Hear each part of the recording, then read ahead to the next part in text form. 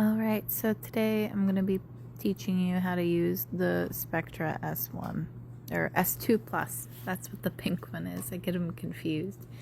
So simple basics here. You plug in your membrane piece into the flange.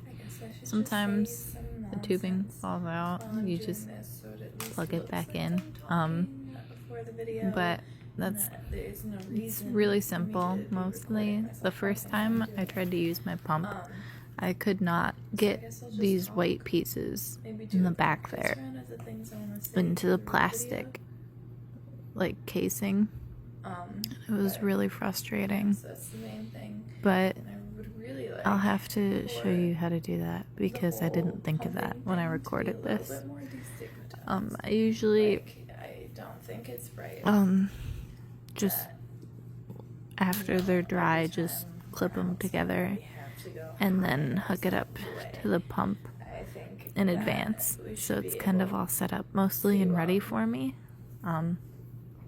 But so sorry about that. Anyways, though, so the important thing is to use an oil to lubricate your nipple, so that way when you're pumping you don't experience any pain. I apply directly to my nipple. You don't have to, but that's how I find it to work better.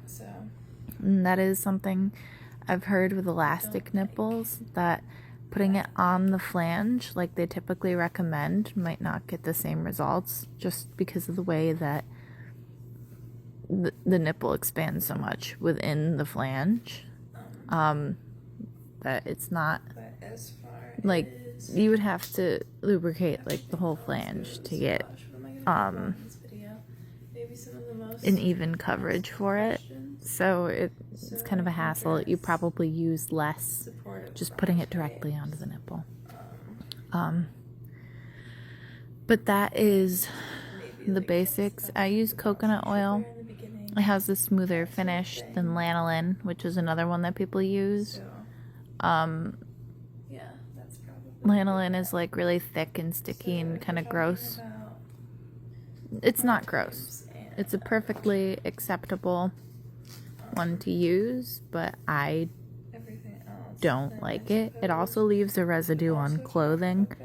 I have quite a few shirts that are just stained from lanolin, and that's kind of annoying. So I switched to coconut oil and I don't have that problem anymore. Then, so you'll turn on your pump. The first setting is fine enough. Whichever you use, the important thing is that you're comfortable. You don't want to have any pain or experience any sort of discomfort when you're pumping. It should always be just an overall just painless experience. Though that's not to say it'll always be painless. Like, for example, when I first started pumping, I experienced like a lot of pain. It was just something that I had to get used to. Everyone will say, it should never hurt, and there's always a reason. Well, for me, there wasn't really much of a reason. It just seemed like I had to get used to it. I was using the proper sized flange for the most part anyways. And like lactation consultant, she couldn't figure out what was wrong, and really it just took about a month, maybe a little longer, before it stopped being painful. So that's also something too, is I feel like that the pain from pumping isn't always talked about. So when you're starting out, and it is hard, and you should try to diagnose and figure out like what is causing the pain.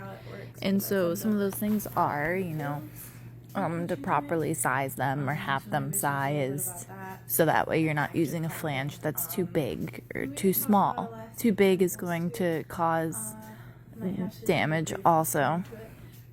But too small is going to cause a lot of unnecessary friction, and just we don't want that, especially because these pumps, they are machines, you know, so they're not going to be gentle or anything.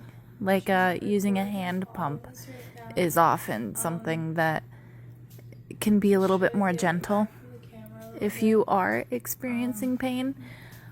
So aside from getting size to make sure you're using the proper size flanges, you should try definitely lubricating the flange. Like I mention often, I think I noticed less pain when I switched to coconut oil over lanolin. So there's that too. And it's always okay to take a break from using your pump. You can use a hand pump, which I can post another tutorial to and get into more detail about that.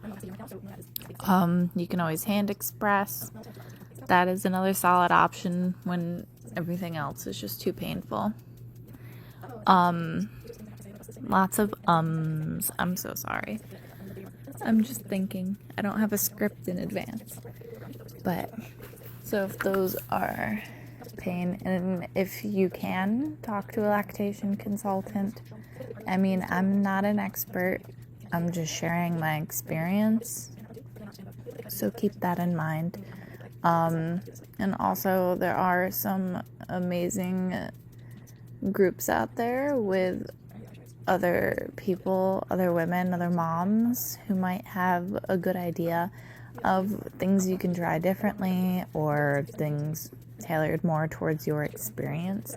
So you can say, hey, these are some issues I'm having, and then they can get back to you on it.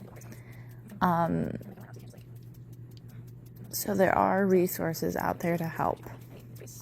But I also just wanted to show you a sped up process of me pumping, because I want to show you what it looks like when I have, well, this is called active pumping, and it's called that because the whole time you're paying attention to making sure that you're optimizing your milk output. So that's those breast massages, and just that's really the big thing. I try to do at least, one active pump a day. I don't do as much pumping as I used to. So there's a whole lot less time that I'm spending pumping in a day, so less time that I need to sit there and actively pump. I can also share some tips on output and how to raise output, but that'll be for another video. I hope you did find this one helpful though. Stay tuned. I'll talk more about the hand pump and whatever the thing I just said was. Alright, have a great day.